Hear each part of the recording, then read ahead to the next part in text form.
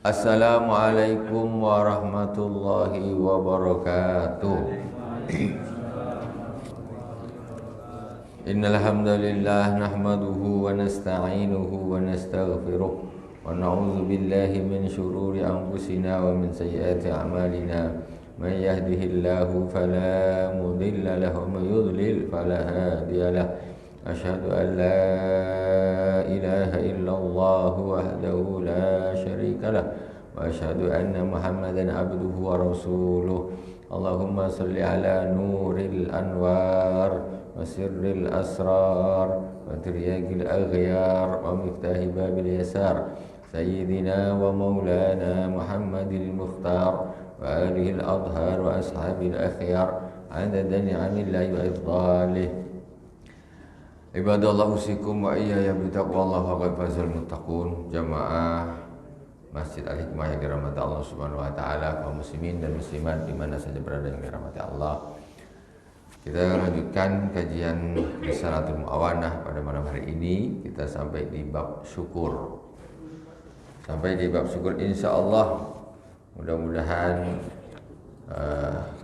kita bisa menyelesaikan kitab ini ya dengan berkah, mendapatkan keberkahan, mendapatkan rahmat dan taufik dari Allah Subhanahu wa taala. Hanya tinggal beberapa lembar saja lagi. Sekitar 6 lembar. 6 lembar setengah, 6 lembar lagi. Mudah-mudahan berkah, memberkahi kita semuanya, memberkahi keluarga kita semuanya dan anak cucu kita sampai hari kiamat. Fatihah terlebih dahulu kepada baginda Rasulullah sallallahu alaihi wasallam, kepada para anbiya, para sahabat, tabi'in, tabi'in, kepada para auliya wasyuhada wassalihin wa jami' masyayikhina fid din, khususan Abu Yazid Muhammad bin Alawi Al-Malik Al-Hasani wa Abu Yazid Ahmad bin Said Muhammad bin Alawi Al-Malik Al-Hasani wa Al-Imam Al-Habib Abdullah bin Alawi Al-Haddad amaddanallahu bimadadihim wa fadha alaina min barakatihim وأنوارهم وعلومهم في الدين والدنيا والآخرة بسر الفاتحة. أعوذ بالله من الشيطان الرجيم. بسم الله الرحمن الرحيم. الحمد لله رب العالمين الرحمن الرحيم مالك يوم الدين إياك نعبد وإياك نستعين اهدنا الصراط المستقيم صراط الذين أنعمت عليهم غير المغضوب عليهم ولا الضالين آمين. Bismillahirrahmanirrahim. Qala al-Imam Al-Habib Abdullah bin Al-Haddad wa aslu syukri ma'rifatul qalbi bin ni'am wa annaha minallahi wahdahu lam yasil ilaiha syai'un minha bihaulihi wa quwwatihi bal bi fadlillahi wa rahmatihi. Asal daripada syukur, jadi sifat syukur itu asalnya itu bisa timbul yaitu dengan apa? Ma'rifatul qalbi bin ni'am. Jadi mengetahui, hati meyakini bahwa sesungguhnya nikmat-nikmat itu wa annaha minallahi wahdah, itu semuanya dari Allah Subhanahu wa taala. Nikmat-nikmat yang kita dapat itu, kita yakin semuanya itu adalah dari Allah Subhanahu wa taala. Lam yasil ilayya syai'un min bihauli wa quwwati, dan nikmat itu tidak sampai kepada kita ya dengan usaha kita atau kekuatan kita, kehebatan kita. Tidak. Bal bi fadlillahi wa rahmatihi, tetapi nikmat itu sampai kepada kita semuanya itu karena karunia Allah Subhanahu wa taala dan sifat rahmatnya Allah Subhanahu wa taala. Maksudnya gimana? Contoh satu, nikmat harta. Kita harus meyakini harta ini adalah nikmat dari Allah Subhanahu wa taala, bukan karena hebatnya aku kerja, bukan karena pintarnya aku cari duit, bukan karena ahlinya aku melakukan pekerjaan-pekerjaan sehingga aku dapat duit banyak. Tetapi semua harta itu adalah murni daripada karunia Allah Subhanahu wa taala dan sifat rahmatnya Allah Subhanahu wa taala. Dan buktinya dari mana? Ya sangat terbukti kalau sebetulnya nikmat itu bukan karena hebatnya kita kerja harta itu. Buktinya apa? Ada orang yang hidup paling penat tapi dia tidak paling kaya. Perginya paling pagi, pulangnya paling malam, tapi dia tak paling kaya. Kalaulah memang itu hasil usahanya, jerih keringatnya, tentu orang yang paling penat itulah paling banyak duitnya. Paling banyak pemikirannya begini. Tak kaya-kaya. Kerjanya paling keras, paling penat, tapi tetap jadi orang melarat. Justru malah mohon maaf, yang penat-penat itu justru orang yang melarat-melarat. Nah, itu menunjukkan bahwa sesungguhnya harta atau nikmat duit itu bukan karena hebatnya kita mencari duit itu, tapi itu memang Allah kasih saya. Sehingga kita tengok orang yang banyak duitnya, geraknya justru tak banyak. Kadang-kadang dia cuma gerakkan 2 jari ini saja, gini saja, set, duit dah turun, 2 jari saja. Ada orang pecah buah, habis badan, capek semua apa, tapi dengan usaha yang luar biasa, ternyata duit itu sedikit aja datangnya. Nah, jadi kita jangan seperti Qarun. Orang-orang yang menganggap harta itu karena kehebatan dia mencari duit, itu adalah mazhabnya Qarun. Qarun itu kenapa dia jadi kaya? Katanya karena memang hebatnya saya, pandainya saya itu cari duit. Itu Qarun. Kita selalu seorang yang beriman, kok Masya Allah radikal, ini memang Allah kasih saya. Bisa aja Allah pindahkan ke tetangga saya. Bisa saja. Jadi ketika kita merasa memang pokoknya rezeki ini murni Allah yang kasih ke saya, maka di situ akan timbul terima kasih ya Allah. Kok duit ini kau kasihkan ke kami, kasihkan ke keluarga kami, terima kasih. Kok tak ke orang lain? Nah, kan gitu. Bukan hebatnya saya. Berapa banyak yang orang kerja usaha bangkrut gak dapat apa-apa. Bahkan modal tak balik, ngutang tak terbayar. Usahanya buka sana aja. Ada orang santai aja, slow aja. Tahu-tahu ada orang nak beli tanahnya sekian miliar, terus ini dimudahkan semua oleh Allah Subhanahu wa taala. Itu satu contoh. Terus nikmat sehat. Contoh lagi. Sehat itu bukan hebatnya kita nih menjaga kesehatan dengan semaksimal. Itu hanya ikhtiar zahir saja. Hakikatnya kesehatan itu murni Allah yang kasih kita. Kalaulah memang kesehatan itu hebatnya kita menjaga kesehatan, maka yang paling terakhir mati itu orang-orang kedokteran. Itu paling terakhir mati. Umurnya paling panjang, tak mati-mati. Iya. Karena betul-betul mereka secara zahir menjaga seperti itu. Tapi tidak. Ternyata sakit itu akan datang kalau Allah menghendaki siapapun dia orangnya. Jadi sehat ini alhamdulillah, Allah kasih saya sehat memang. Subhanallah. Yang dimakan sama. Yang ini makan nasi, ini makan nasi. Ini makan ikan, ini makan ikan. Ini makan kambing, ini makan kambing. Sama toh. Tapi kok yang ini tekapar, yang sini sehat-sehat aja dia. Itu Allah semua yang ngatur itu. Yang ini minum kopi tiap hari, yang ini minum kopi tiap hari. Minum manis. Yang ini jatuh sakit, yang ini tidak.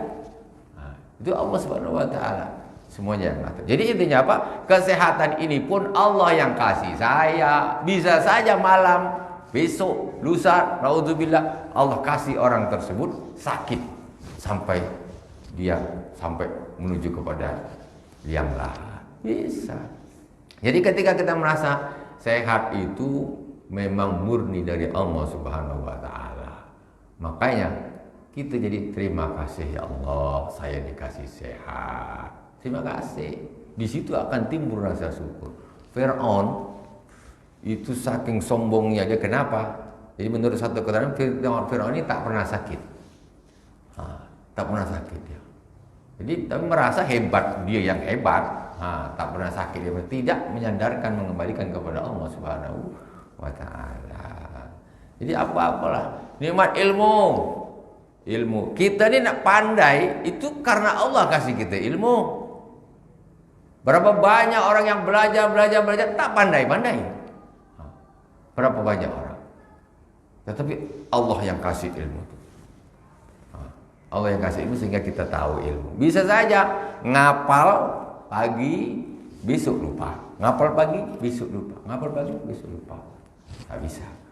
Ilmu itu pun dari Allah Subhanahu wa taala. Kau alim hebat. Kau merasa dari kau sendiri kau akan jadi orang sombong. Pasti jadi orang sombong. Aku memang rajin dulu belajar. Aku belajar sampai mana-mana. Jadi merasa hebat. Di situ dia akan terkena penyakit ujub, takabur, dan tidak mengembalikan nikmat ilmu itu dikembalikan kepada Allah Subhanahu wa taala. Para nabi jadi nabi itu memang daftar gitu. Ada daftar jadi nabi gitu. Daftar pendaftaran jadi nabi. Nabi ini daftar jadi tidak. Nabi itu Allah pilih orangnya, Allah ajarkan ilmunya kepada nabi tersebut. Jadi ilmu itu memang dari Allah Subhanahu wa taala. Jadi kalau kita kembalikan seperti itu, maka menjadilah seorang alim yang tidak sombong. Kenapa? Bukan aku yang hebat. Ini memang Allah kasih saya ilmu. Allah kan bisa saja Allah pindahkan.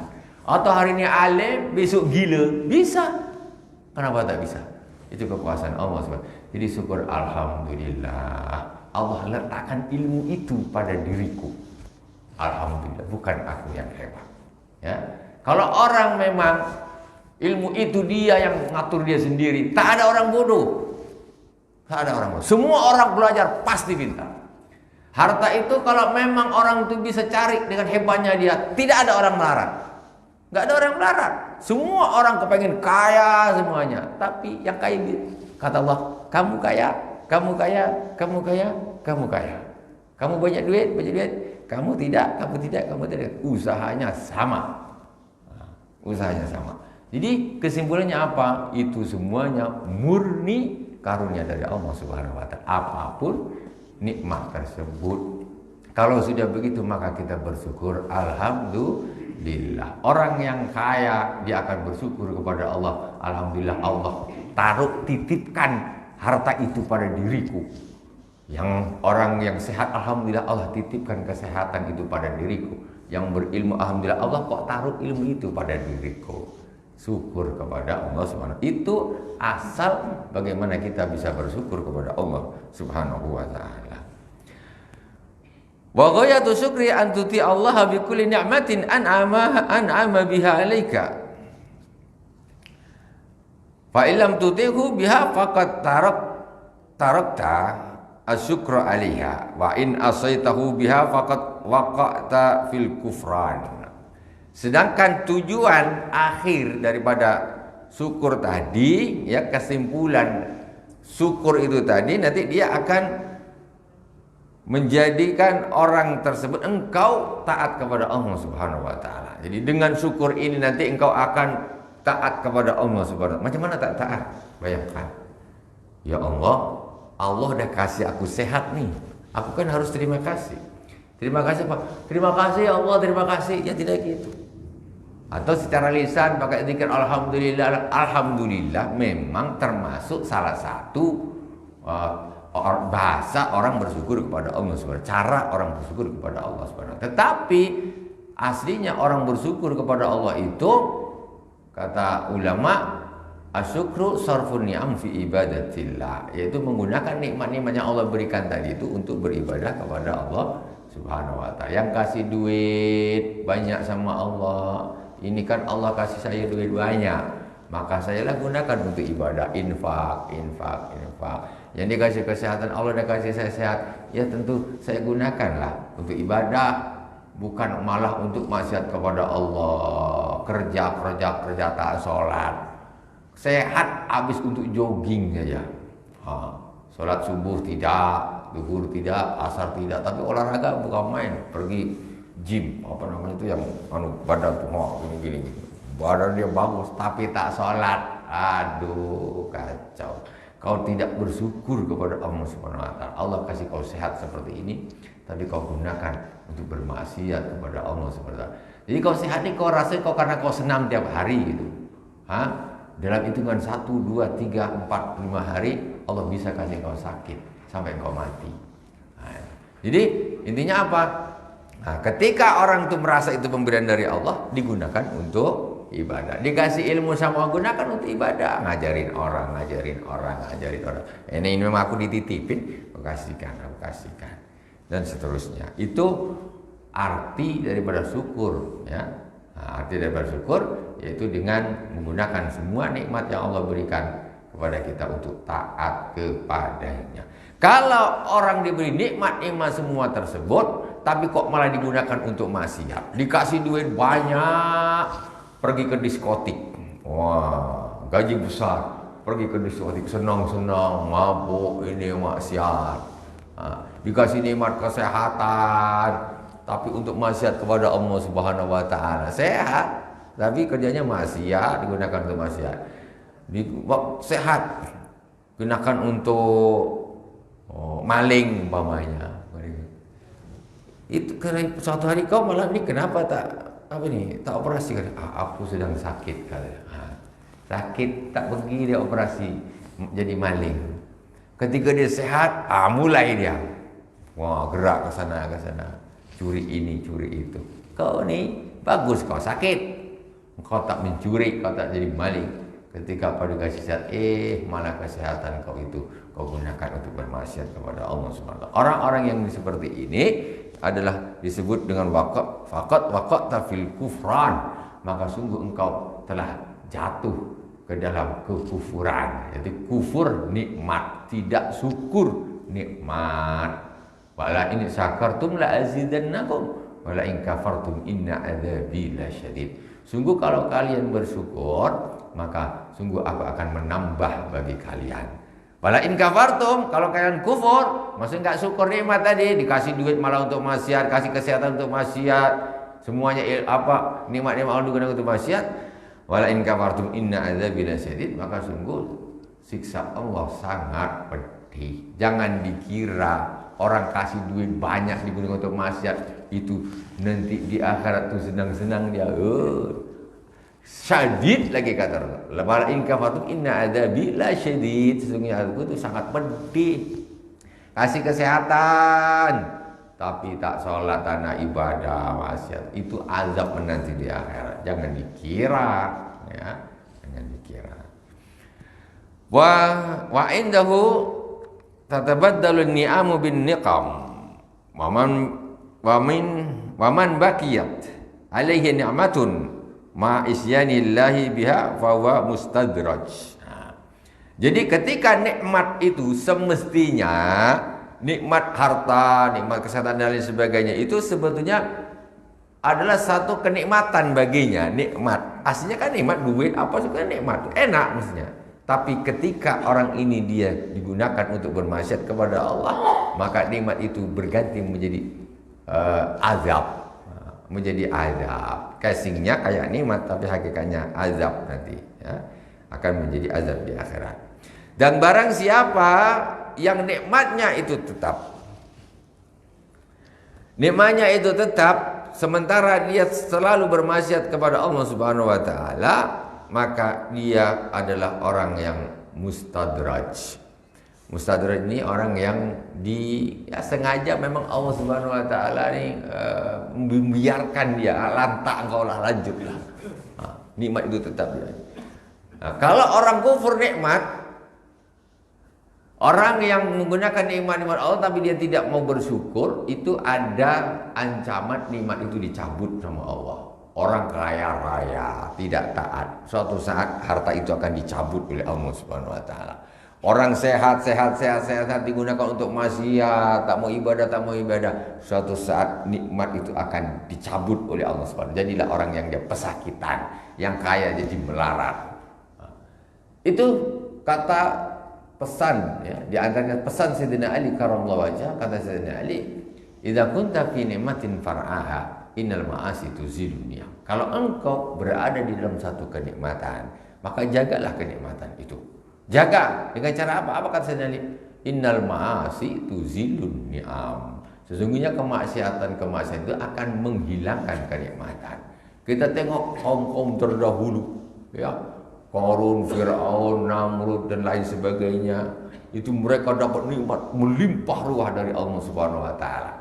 Tapi mereka bermaksiat kepada Allah, Allah balik keadaannya. Ya, Allah balik 100% keadaannya. Allah cabut nikmat itu. Dan sampai hari ini hukum itu masih tetap berlaku. Siapa yang diberi kenikmatan banyak oleh Allah Subhanahu wa taala tapi kok malah bermaksiat, dia hanya ada dua kemungkinan. Yang pertama, nikmat itu akan dicabut oleh Allah Subhanahu wa taala.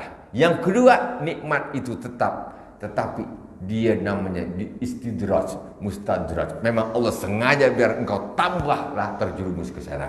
Berarti di akhirat dia hanya menunggu azabnya Allah Subhanahu wa taala. Jadi dua-duanya jelek. Kalau yang dicabut nikmatnya ini mungkin masih bisa taubat. Dikasih nikmat banyak, maksiat, dicabut sama Allah Subhanahu wa taala. Nah, jadi orang melarat, ketika dia melarat nangis, ya astagfirullahaladzim. Ini memang peringatan dari Allah Subhanahu wa taala. Dulu aku sukses, dulu aku gini, aku tak sholat, aku tak ibadah, aku tak ini. Kemudian dia bertobat kepada Allah Subhanahu wa taala. Jadi baiknya bisa. Nah, sedangkan yang tadi, yang istidraj itu memang sengaja Allah teruskan nikmat itu. Akhirnya orang itu lupa sampai mati, naudzubillah, menjadi orang yang su'ul khatimah. Jadi nikmat ini sebetulnya adalah satu hal yang sangat-sangat harus kita perhatikan. Cuma kadang-kadang kita nih di dunia ini berpikirnya kita ini ikut-ikut orang kapitalis, ikut-ikut orang yang tidak beriman. Orang tidak beriman ini memang hidupnya untuk cari duit saja. Jadi orang kaya saja, dia tak ada pikiran besok mati macam mana, hisab macam mana.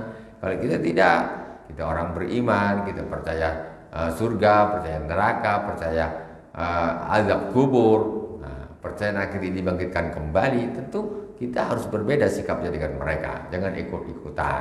Jadi kok ada orang di dunia ini, orang Islam, yang katanya Islam, katanya iman, kerja tapi tidak ibadah, ya, kerja tapi tidak ibadah, itu adalah orang-orang yang tersesat. Sudah jelas. Karena sesungguhnya mereka ini nomor satu, kalau kita lihat dari bab syukurnya, adalah termasuk manusia yang tidak bersyukur kepada Allah Subhanahu wa taala. Lupa tujuan Allah menciptakan untuk ibadah, dia cuma hidup di dunia nak ngumpulin duit saja. Tapi dia tidak bersyukur. Nanti nikmat itu akan terancam bisa dicabut oleh Allah Subhanahu wa taala, atau nikmat itu ditetapkan sama Allah Subhanahu wa taala sampai mati di dalam keadaan lain-lain, menjadi orang yang su'ul khatimah, mendapat siksa dari Allah Subhanahu wa taala di akhirat. Qala Allah taala sanastadrijuhum min haitsu la ya'lamun, dan kami akan mengistidraj mereka ketika mereka tidak mengerti, enggak sadar. Banyak orang yang tidak sadar kalau dia itu diistidraj sama Allah Subhanahu wa taala. Masih dicerita sama Allah taala macam mana? Dia ini memang ahli maksiat tapi rezeki lancar. Lancar rezekinya nih. Maksiat jalan terus tapi lancar, duit bum, duit pangkat tambah naik. Dia tak sadar. Dia tidak sadar waktu itu karena dia sedang diistidraj oleh Allah Subhanahu wa taala. Ngeri istidraj itu, memang sengaja dijerumuskan sama Allah sekalian kok. Tinggal nunggu azab aja nanti di akhirat. Istidraj. Mereka tidak sadar. Banyak orang-orang yang diistidraj sama Allah, mereka itu tidak sadar. Ya Allah, nampaknya sukses di dunia, sukses luar biasa, tapi zolim. Istidraj. Allah tak cabut nikmat itu, Allah terus kasih terus, ya, sehingga mereka lupa. Innama numli lahum liyazdadu itsma. Jadi memang Allah Subhanahu wa taala terus memberi kepada mereka itu agar mereka bertambah-tambah dosanya. Tambah dosa terus, dosanya tambah teruslah. Wa fil hadis innallaha yumli lil zalim hatta idza akhadahu lam yuflithu. Sesungguhnya Allah Subhanahu wa taala selalu saja terus memberi kepada orang-orang yang zalim, sampai ketika Allah nanti menangkapnya, maka Allah tidak akan pernah melepaskannya. Terus diulur terus sama Allah, ulur. Pas pada suatu saat Allah menangkap dia, tangkap dia, Allah tidak akan pernah melepaskan orang yang zalim. Orang-orang yang zalim hati-hati. Suatu saat akan ditangkap oleh Allah Subhanahu wa taala dan tidak akan pernah dilepaskan. Sengaja sama Allah, tunggu waktu saja. Wa min syukri kasratu tsana 'ala Allah wal farah bin ni'am min haitsu annaha wasilatun ila nailil qurbi min Allah aw min haitsu annaha dalatun ala inayatillahi bi 'abdihi. Dan termasuk syukur yaitu memperbanyak pujian kepada Allah Subhanahu wa taala, banyak memuji Allah. Itu termasuk syukur. Kita syukur dikasih kesehatan. Alhamdulillah, alhamdulillah, alhamdulillah, alhamdulillah. Baca zikir, baca tasbih, baca selawat, banyak. Syukur, syukur. Ini termasuk memuji Allah Subhanahu wa taala. Wal farah bin ni'am, bergembira dengan nikmat tersebut. Farah bin ni'am. Farah bin ni'am ini maksudnya apa? Kita ketika kita diberi itu harus senang gitu loh. Ada rasa senang di dalam hati. Tapi senangnya ini karena Allah, bukan senang karena nafsu. Senang karena Allah. Farah gembira. Ya Allah, alhamdulillah Engkau kasih aku. Alhamdulillah, senang. Nah, ada gembiranya. Beda. Kita umpamanya ini ada dua orang. Kita ngasih uang satu nih, si A kita kasih 50.000. Nampak, alhamdulillah, alhamdulillah. Suka dia, gembira dia. Yang satu ini orang 50.000, kita kasih ke 50. Datar aja mukanya. Macam tak ada gembiranya sama sekali. Ini mana di antara orang ini yang bagus? Kalau orang ini ibaratnya kita ngasih orang kayak gitu, tentu orang yang ada gembiranya. Ini kita yang memberi pun kita senang. Ini orang dikasih masam aja muka dia. Makanya kita ketika kita dapat nikmat dari Allah Subhanahu wa taala, tunjukkan kegembiraan itu. Ini tak nikmat dah banyak, muka masam terus. Kau kenapa sakit? Tidak, apa duit tak ada? Ada. Tapi muka kau ni macam susah aja. Jangan begitu. Tampakkan. Kalau memang dikasih Allah kenikmatan itu tampakkan. Jadi innallaha yuhibbu an yara athara ni'amihi 'ala 'abdihi, kata Rasul. Sesungguhnya Allah itu suka melihat asar atau bekas nikmatnya, efek nikmatnya kepada hambanya. Nampak gitu, wajahnya ceria, dikasih duit banyak, pergi ke masjid bajunya bagus. Gembira, dapat beli baju bagus, sholat, Allahu Akbar. Ini termasuk syukur juga. Ini dapat duit banyak. Setel dia macam orang tak berduit, macam susah terus. Orang ini tak ada syukur memang. Tak ada syukur. Ini maksudnya sebagian daripada syukur itu seperti itu, tampakkan. Ya, kita kasih nikmat sama Allah banyak, duit banyak. Makan tahu tempe ikan asin, tahu tempe ikan asin. Duit banyak. Alamak, macam mana ni? Kau tak punya duit makan itu tadi. Putar tahu tempe ikan asin sama belacan tahu. Itu aja. Duit banyak, belilah ayam tu. Niatnya bukan untuk poya-poya. Tapi Allah kasih aku nikmat, aku gembira, aku tunjukkan kegembiraan ini. Gitu. Tapi ingat, jangan sifatnya poya. Niatnya itu karena Allah Subhanahu wa taala. Duit banyak. Kain sarung melinting sampai atas.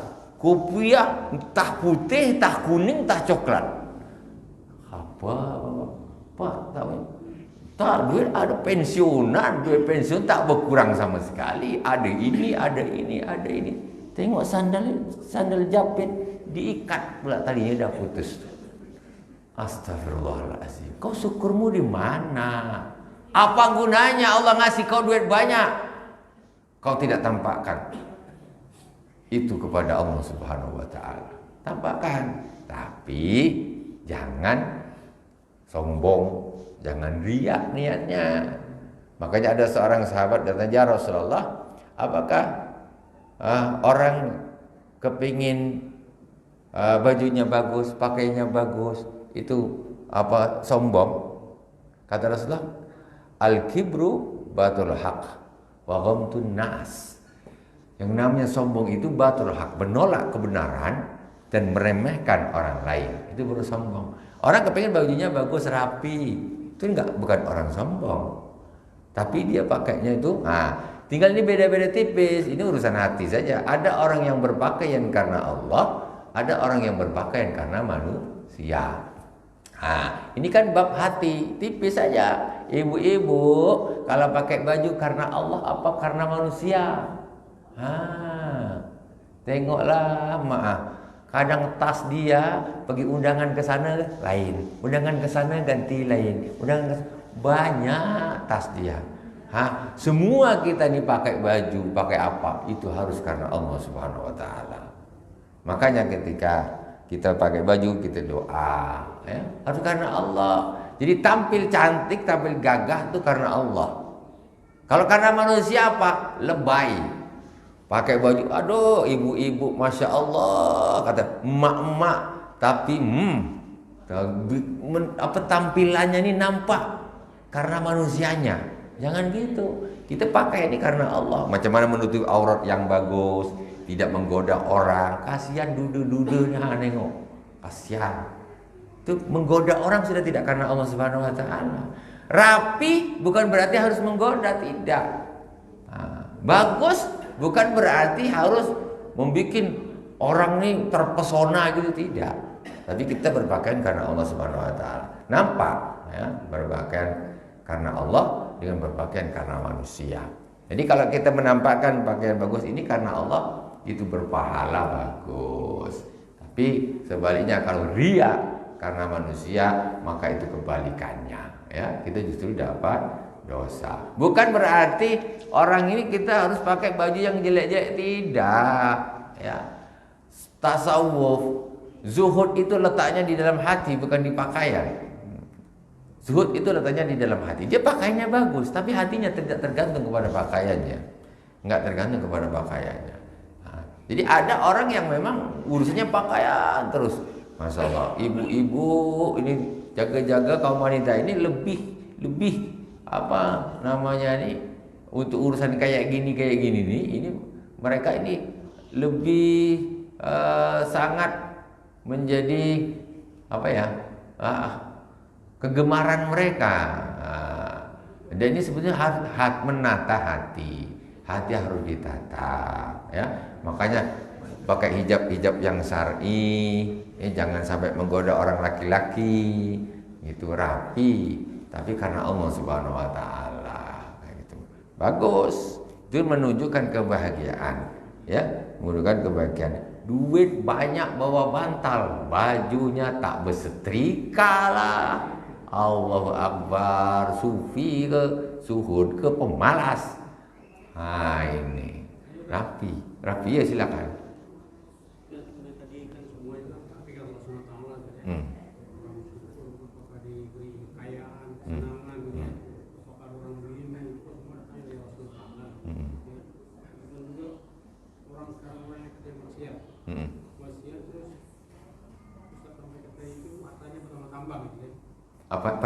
Maksiat tapi nikmatnya tambah. Terus bagaimana akhir nanti itu kan bolak-balik nanti ini. Ya. Ada suatu nanti dia taubat gitu. Ya.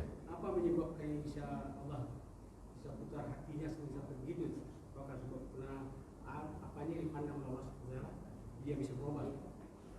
Jadi begini, kalau orang sudah dalam tahap istidraj, ini sudah apa kita bilang nih, di ujung, sudah hampir apa namanya kita bilang, sudah di ujung tanduk sudah. Dia kalau sudah istidrajnya memang sudah Allah Ta'ala, kau dah tak bisa diingatkan lagi, lanjut. Tapi kalau orang yang tadi, ya bisa saja kalau Allah menghendaki. Sebenarnya contoh istidraj siapa? Qarun, Fir'aun, ini istidraj. Maksiat terus tapi tambah kaya. Kalau orang sudah istidrajnya memang sudah lantak, kau lanjutlah kau. Nanti akhirnya jelek gitu. Karena sudah sudah Allah ingatkan dia tak mempan. Tapi ada orang yang tadi yang kedua di bawahnya Allah cabut, dia maksiat kepada Allah Subhanahu, Allah cabut kenikmatan itu. Yang kaya jadi miskin. Ini ada kemungkinan nanti dia dapat hidayah ketika dia sudah melarat. Yang sehat, hebat, tak pernah sholat ini loh, jatuh dia, langsung tak bisa ngomong apa, kursi roda kemana-mana, hanya sadar, astagfirullah, hidayahnya datang dari itu. Ingat peringatan dari Allah Subhanahu Wa Taala. Itu bisa seperti itu. Intinya apa? Intinya ya kita semuanya tentu ya, niat kita harus kita betulkan. Niat kita harus kita betulkan. Kita niatnya ibadah. Namanya orang kadang-kadang maksiat, memang maksiat. Tapi awal daripada niat kita ini insya Allah dihargai oleh Allah Subhanahu Wa Taala. Aku ini hidup untuk ibadah. Aku hidup ini untuk ibadah. Namanya manusia itu nanti ada maksiat. Tapi nanti insya Allah dekat awal dari niat kita yang bagus nih, insya Allah Allah akan tarik kita lagi. Allah beri kita petunjuk lagi, tarik lagi kita. Kalau orang sudah dari pertama hidup di dunia ini dia niatnya memang nak cari duit, kerja jadi kuli, macam mana dia nak balik lagi hatinya? Susah. Ya, illa man rahimahullah. Ini pengecualian, ya kecuali memang Allah menghendaki dia. Nah, ini namanya hidayah itu milik Allah Subhanahu Wa Taala. Ini sudah di luar kita. Tetapi kalau kita secara syariatnya, secara ikhtiarnya, ya kita harus niat kita betulkan. Innamal a'malu bin niat. Nah, sehingga amal itu tergantung kepada niat.